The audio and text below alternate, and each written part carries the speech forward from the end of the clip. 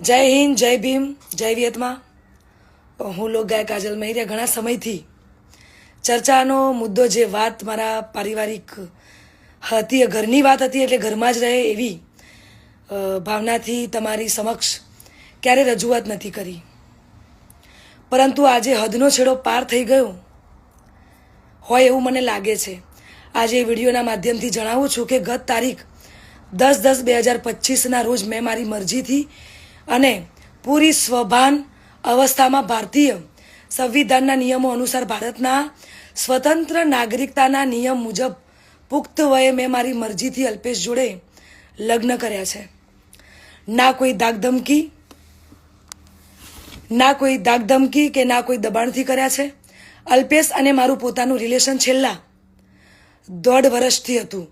આ વાતની જાણ મારા પરિવારને મેં કરેલી, પરંતુ એમની રાજીપો ના હોવાથી મેં મારી જાતે મારું ભવિષ્ય, મારી જિંદગી મહત્ત્વપૂર્ણ નિર્ણયમાં મેં મારી જાતે લીધો છે. એ બાબતે મારો પહેલો ઘણો કે છેલ્લો ઘણો જવાબ આજ રહેશે અને આજ હશે.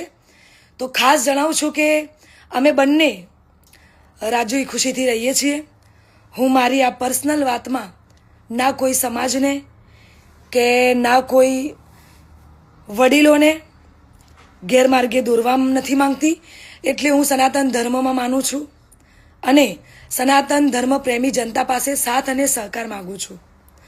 અને ખાસ એ વાત કે હું ધર્મ પરિવર્તન કરવા નહોતી માંગતી, એટલા માટે અત્યાર સુધી હું ચૂપ હતી. આ નિર્ણય પર અડગ રહી છું એનું કારણ કે હું સનાતની છું અને મારા પરિવાર દ્વારા અલ્પેશ અને મારા પર જે આક્ષેપો નાખવામાં આવ્યા છે, અલગ અલગ ધમકીઓ, મારી નાખવાની, ઉપાડી દેવાની, આ બધી ધમકીને અને ખાસ કે મારા સાસરે એટલે કે શેરથા જઈને જેમ તેમ બોલી અને ધમકીને આપી બધી વાહિયાત વાતોથી કંટાળીને તમને બધાની વિડીયો દ્વારા જણાવું છું. અને આજ પછી આવી કોઈ પણ ફાલતુ વાતોનો મારે જવાબ આપવો પડે એવું હું જરૂરી નથી માનતી. તો પ્લીઝ આજ સુધી મેં લોકોનું અને મારા પરિવારનું જ વિચાર્યું છે, પણ હવે હું મારું વિચારીશ. આ ઉપરાંત કોઈ પણ ખરાબ કોમેન્ટ કે હેરાનગતિ પહોંચાડશે તો ભારતીય ન્યાયતંત્રની મદદથી કાયદેસરની કાર્યવાહી કરવામાં આવશે.